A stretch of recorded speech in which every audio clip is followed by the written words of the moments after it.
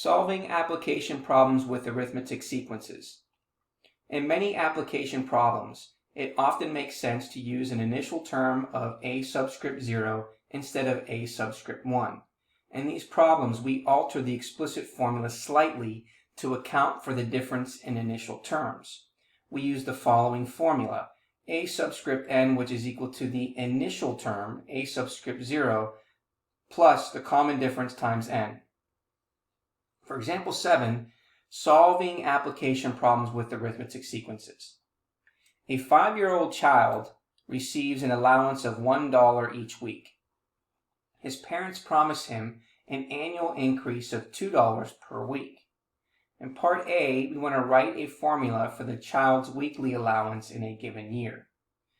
Step 1, the situation could be modeled by an arithmetic sequence with an initial term of 1, because that's what the allowance is starting out to be.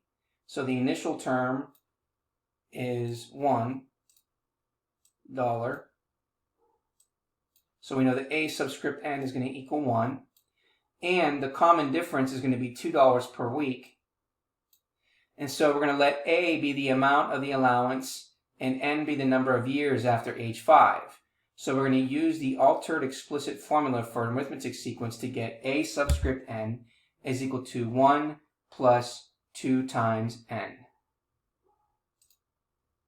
And the common difference is 2 here.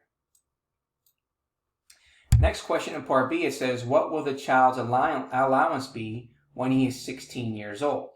So we can find the number of years since age 5 by subtracting 16 minus 5, which therefore there are 11 years that have passed.